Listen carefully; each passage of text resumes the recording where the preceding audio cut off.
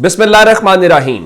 लाखों करोड़ों दुरूदो सलाम मोहम्मद मुस्तफ़ा सल्लल्लाहु अलैहि वसल्लम और आले मोहम्मद पर। मैं हूं उमर दराज गोंदल। जनाब, एहतजाज के हवाले से काफिले को लेके और मुलाकातों के बाद जो पैगाम है, क्या हुआ क्या कुछ नहीं हुआ, उससे मुताल्लिक कुछ ताज़ा तरीन इत्तलात आप तक पहुंचानी है। और मेरे पास इस वक्त टाइम जो है वो शाम के 7 बज रहे हैं और शाम के 7 बजे तक की अपडेट्स होंगी। तो बताना मकसूद यह है कि पाकिस्तान तहरीक इंसाफ ने बरोथा वाले पुल के बाद जो दूसरा बड़ा रुकावट थी और वो कटी पहाड़ी थी, कटी पहाड़ी तकरीबन 7 घंटे, यानी कोई 1 2 3 4 घंटे भी नहीं, 7 घंटे की जो मुसलसल तगदो है, उसके बाद पाकिस्तान तहरीक इंसाफ वहां पे उस कटी पहाड़ी को उबूर करने में कामयाब रही। और ये कटी पहाड़ी इंपॉर्टेंट क्यों थी? यहां पे 1000 2000 नहीं, अगर घंटे के हिसाब से कहें तो 7 घंटे लगे और 7 घंटे को 3 से जरब दें तो 21,000 बनता है। तो यहां पे गालिबन 20,000 की सिक्योरिटी थी, जिसमें रेंजर्स थी, जिसमें पुलिस थी। लेकिन बिल आखिर यहां पे जो अहलकार हैं वो पीछे हटे और कारकुनान ने कटी पहाड़ी का कंट्रोल संभाला। चूंकि ये कटी पहाड़ी पे ऊंचे जगह पे लोग मौजूद होते हैं तो प्रॉब्लम होती थी। और रोड के दोनों तरफ मट्टी के ढेर और कंटेनर्स जो है वो हटा दिए गए, जिसके बाद अली अमीन गंडापुर ने इस काफिले के साथ पेशकदमी जारी रखी और अब वो वहां से रवाना हो गए हैं। अब वो कहां पहुंचे हैं? अब उनके काफिले की जो अगली सूरत हाल है वो इस्लामाबाद टोल प्लाजे तक पहुंच चुके हैं। लेकिन ये काफिला नहीं, उसमें से कुछ लोग जो आगे होंगे वो निकल आएंगे, काफिला भी पीछे है। क्योंकि असल जो मैच अब अगला पड़ने वाला है, या जिसको आप यूं कहिए, वो इस्लामाबाद शहर का जो एंट्री पॉइंट है 26 नंबर चुंगी जिसको हम कहते हैं, वहां पे है। और वहां पे रेंजर्स और पुलिस बहुत बड़ी तादाद के अंदर है। और अब इस सारी सूरत हाल के बाद जो है, अगर कटी पहाड़ी पे 20,000 जो पुलिस और रेंजर्स हैं वहां पे वो निकलने में कामयाब हो गए हैं, तो अब असल बात यह है कि इस्लामाबाद रुकावट उनके लिए कोई रह नहीं गई। 26 नंबर चुंगी जो है, असल में यहां पे हम लोग चुंगी इस्तेमाल करते हैं, कराची वाले चुरंगी इस्तेमाल करते हैं। खैर, 26 नंबर जो चुंगी है, अब उसके साथ जो रावलपिंडी और इस्लामाबाद के कारकुनान हैं उनको भी 26 नंबर चुंगी पहुंचने की हिदायत कर दी गई है कि आप वहां पे पहुंचिए। और उसके अलावा जो जनूबी अजला खैबर पख्तूनख्वा के हैं, उनका काफिला, बलुस्तान का काफिला, मियावाली का काफिला, वो भी जो हकला इंटरचेंज पे खैबर पख्तूनख्वा का मरकजी काफिला है जिसको गंडापुर लीड कर रहे हैं, उसमें शामिल हो गए हैं। और अब इनका जो फ्रंट है वो संजानी के करीब बताया जा रहा था। तो ये कई किलोमीटर तवील जो काफिला है वो इस वक्त जारी है। अब इस काफिले में बुशरा बीबी भी सफर कर रही हैं और आज बुशरा बीबी निकली भी, गुफ्तगू भी की। फिर उन्होंने अपनी गाड़ी से, जिस तरह एहतजाज होता था, इमरान खान जाते थे तो वो वीडियो पैगाम गाड़ी में से जारी करते थे, तो आज बुशरा बीबी ने भी अपना पैगाम जारी किया और गाड़ी के अंदर से जारी किया। उन्होंने कहा कि जो निहत्ती अवाम है वो रुकावटें हटाते हुए इस्लामाबाद पहुंच रही है, जो नहीं निकले वो इस्लामाबाद पहुंचे। और उनका पैगाम बड़ा वाज़ेह था और उनका कहना यही था कि ये मेरा या आपका मसला नहीं है, सिर्फ ये आपके मुल्क के मुस्तकबिल का सवाल है। इसलिए जो अभी तक नहीं निकले वो बाहर जरूर निकलें। अब इस सब के बीच में जो डेवलपमेंट एक और है, और वो भी बताना आपको जरूरी है क्योंकि अब इस्लामाबाद पहुंचना शुरू हो गए हैं। यूं लग रहा है अभी 26 नंबर चुंगी पे मैच पड़ेगा। अगर तहरीक इंसाफ इस्लामाबाद दाखिल हुई भी, मैंने आपको कहा था कि 26 को पहुंचेंगे या 27 को पहुंचेंगे, तो 25 को भी ये इस्लामाबाद उस तरह से नहीं पहुंचे, कुछ मैंने आपको इस तरह बताया। अब हो सकता है कि ये रात को इस्लामाबाद के अंदर पहुंचे। और अब अगला सवाल ये है कि क्या इस्लामाबाद डी चौक के अंदर ये धरना देंगे या क्या कुछ होगा? ये बड़ी इंपॉर्टेंट खबर है। इत्तलात ये है कि तहरीक इंसाफ से राब्ता किया गया है और इस राब्ते के बाद पाकिस्तान तहरीक इंसाफ को कहा गया है कि आप डी चौक की बजाय किसी और जगह पे धरना दे लें। और अगर आप इस बात के ऊपर एग्री कर जाते हैं या रेडी हो जाते हैं तो हम आपको इस बारे में सहूलत भी दे देंगे। अब मैं आपको अगर कहते हैं तो मजीद तफसीलात इसकी दे देता हूं।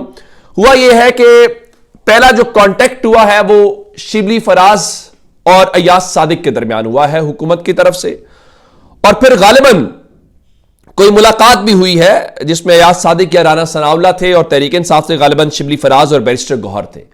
और आप जानते हैं कि बैरिस्टर गौहर की आज इमरान खान से भी मुलाकात हुई थी। और जो मैंने आपको कहा कि उनको कहा गया है कि आप किसी और जगह धरना दे लें, तो वो इत्तला थी कि उनको पेशावर मोड़ का धरने के हवाले से कहा गया है। तो तहरीक इंसाफ ने ज़ाहिरन कोई जवाब उस वक्त नहीं दिया कि नहीं हम आपकी बात नहीं मान रहे थे। उनका अच्छा ठीक है जी, इस पर मशवरा करते हैं, ये भी एक सूरत होती है, चले इसको देखते हैं, अभी हुकूमत का मूड देखते हैं। अब अगर उन्होंने कटी पहाड़ी अबूर कर ली है और 26 नंबर चुंगी भी वो अबूर कर लेंगे, आपकी रुकावटें जो हैं, तो अटक हमने डीपीओ साहब का सुना था कि रेड लाइन है, तो वो रेड लाइन से तो वो लोग आगे आ गए हैं। तो फिर मेरा नहीं ख्याल कि तहरीक इंसाफ आपकी टर्म्स के ऊपर बात करेगी और उनकी क्या मजबूरी है कि वो हुकूमत की बात सुने। उन्हें पहुंचना है और चूंकि बेलारूस के सदर भी इस्लामाबाद पहुंच गए हैं और मैंने आपको बताया था कि वो इस तरीके से आएंगे कि सदर साहब जो हैं वो उस तरफ अपनी मुलाकातें या सिलसिला चलता रहे और गालिबन वो दिन गुजारेंगे और उसके बाद वो जब रवाना हो जाए तो शायद मैच ज्यादा उस वक्त पड़े। अभी go slow policy Tehreek Insaf की जो है वो हमें जारी दिखाई दे रही है। अब तो इवन जो सरकारी तर्जुमान है, एक मिसाल जो रावी के नाम से मशहूर हसन अयूब है, वो भी आज जो उस दिन बता रहे थे कि अटक भी इस पर क्रॉस नहीं होगा, पंजाब की हुदूद में भी दाखिल नहीं होने दिया जाएगा और रियासत बिल्कुल तैयार खड़ी है। तो आज तो वो भी कहते दिखाई दिए कि हुकूमत को चाहिए कि तहरीक इंसाफ को इस्लामाबाद के किसी नवाही इलाके में धरने की जगह दे दे ताकि तहरीक इंसाफ धरने का अपना शौक पूरा करे। वैसे भी सर्दी की ठंडी ठंडी रातें खुले आसमान के नीचे गुजारने की चासी अपनी होगी। आप तो कल तक कह रहे थे कि दाखिल ही नहीं होने देंगे और अब आप कह रहे हैं कि उनको धरने की इजाजत दे दें, तो आप कम से कम किसी एक बात के ऊपर तो रहे। दूसरी तरफ एक और मौसूफ है जिनको डाकिया, सरकारी डाकिया कहना चाहिए, वो कहीं से धमकियां लेके आते हैं और पाकिस्तान के लोगों को सुनाते हैं। मुनीफ फारूक, जो लोग अगवा होते हैं या लापता हो जाते हैं, उनके वो इंटरव्यूज करने का एजाज रखते हैं। तो वो कहते हैं जी, उन्होंने कहा कि वो कहते हैं, इन ताकत वालों की बात कर रहे हैं, वो कहते हैं कि 190 मिलियन पाउंड केस में सजा यकीनी है। आपने इस मुल्क में हम सुनते आए कि साइफर वाली सजा भी बड़ी, क्या बना उसका, हाई कोर्ट में उड़ गई, तोशा खाना उड़ जाएगी। 190 मिलियन पाउंड क्या है, उड़ जाएगा, कहीं ना कहीं हाई कोर्ट में उड़ जाएगा, सुप्रीम कोर्ट में उड़ जाएगा। इन केसेस में जान नहीं है। आप अंदाजा कीजिए कि इमरान खान जेल के अंदर हैं और एहतजाज उनके एक कॉल के ऊपर हो रहा है। आपको पता है कहां कहां पे, मैंने आपको टेक्सला वाला केस बताया था, रावलपिंडी के मुख्तलिफ थाने हैं, धमियाल, टेक्सला, सादिकाबाद, वहां पे मुकदमा दर्ज किए गए हैं। उसके अलावा सरगोदा में मुकदमा दर्ज किया गया है, गुजरावाला में, कसूर में, पत्तोकी में, खारियां में। ये इमरान खान के ऊपर नई FIRs हैं। वो इमरान खान जो 1 साल से ज्यादा वक्त हो गया है कि वो जेल में है।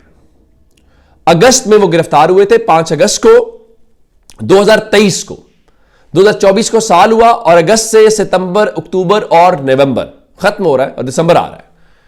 तो अभी तक वो जेल में होने के बावजूद आप उनके ऊपर मुकदमात से आपका दिल नहीं भर रहा, तो फिर आपके बस की बात नहीं है। ये अलग बात है कि आज दिन में दूसरी बार अज़मा बुखारी साहिबा जो पंजाब की वज़ीर इत्तलात हैं, उन्होंने प्रेस कॉन्फ्रेंस की, खासी गुस्से में थी। उन्होंने दिखाया जी पुलिस के इतने लोग जख्मी हो गए हैं, तो ये भी किसी के बच्चे हैं और इनके भी कोई बुनियादी इंसानी हुकूक है। फिर उन्होंने कहा कि देखिए रियासत अपने रिट कायम करने पे आई तो फिर आपको पता है कि फिर क्या होगा।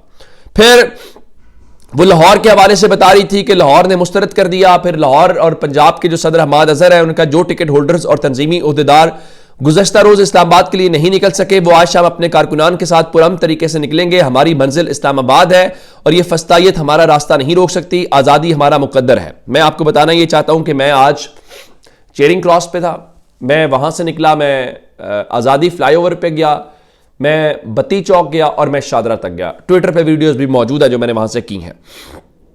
असल बात यह है कि लाहौर में आज एंट्री एग्जिट पॉइंट्स खुले हैं। खुले से मुराद ये है कि सगियां और बाबू साबू तो बंद है।